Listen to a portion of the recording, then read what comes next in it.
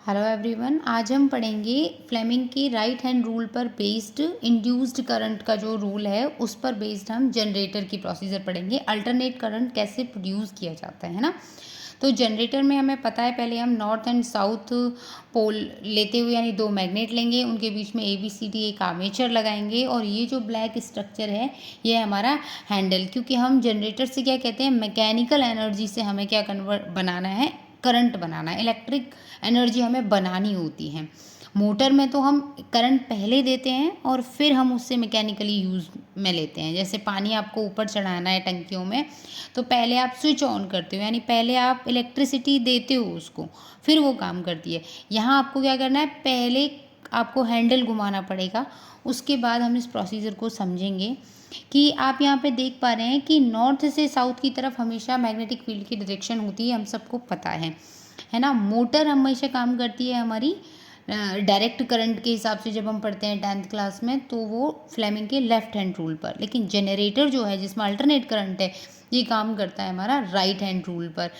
Left वाले में केवल करंट आता है, राइट वाले में इंड्यूस्ड करंट आता है। यानी करंट को हमें बनाना कैसे है, तो हम देख रहे हैं ये एक हैंडल मान लीजिए। अब ये हैंडल अगर ऐसे घूमेगा तो जो AB है, A से B हो गया और ये C से D है ना। अभी आप इस पे ध्यान मत दीजिए कि करंट की डायरेक्शन क्या है, वो हम समझेंगे अभी। अगर आपसे कहा जा रहा है कि नॉर्थ से साउथ की तरफ मैग्नेटिक फील्ड है ना, और हम जब इसको घुमाएंगे तो ये अपवर्ड जाएगा, यानी कि ये A से B, AB जो है वो अपवर्ड आएगा।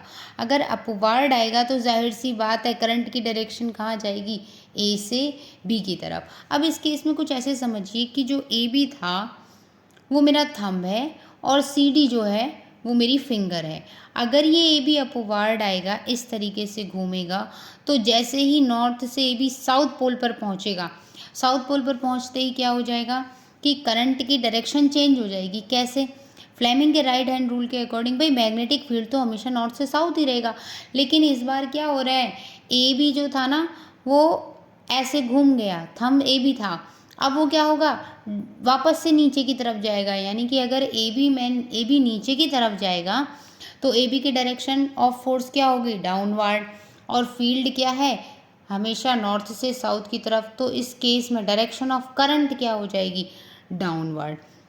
तो यहाँ से जो AB था वो इस तरफ आते ही क्या हो जाएगा, B से A, देन आफ्टर ये यहाँ कनेक्ट होगा किससे, ये एक स्लिप रिंग है ना। स्लिप रिंग और ब्रश के बीच में कहीं कोई कनेक्शन नहीं होता है, ये पेज की तरह है। यानी कि ये जैसे मैं इसको हिला सकती हूँ ना, ठीक वैसे ही क्या है कि B के ऊपर जो ये स्लिप रिंग है रेड कलर की, वो मूवमेंट करती है इस तरीके से। B अपनी जगह फिक्स है, ऑलराइट। तो B से करंट की डायरेक्शन एक ही तरफ आई, देन आफ्टर रेड वाली रिंग में B1 में होते हुए वो जाएगी गैल्वेनोमीटर में, और गैल्वेनोमीटर से वो पूरा अपना सर्किट कंप्लीट करते हुए B2 ब्रश, देन आफ्टर ये ग्रीन रिंग, और ग्रीन रिंग की डायरेक्शन आप अभी समझ चुके हैं, जहाँ पहले AB था है ना, तो इसकी डायरेक्शन हमेशा क्या रहेगी, अपवर्ड रहेगी। यहाँ AB लिखिए या CD, और उसके बाद ही इस तरीके से एक रिंग चक्कर पूरा कर लेगी। अब क्या हुआ, आपने देखा कि AB ये था, CD ये था, ये ऐसे घूम गया। नेक्स्ट टाइम क्या होगा, ये फिर से घूम करके वहीं आएंगे, यानी कि AB फिर से यहाँ पहुँचा।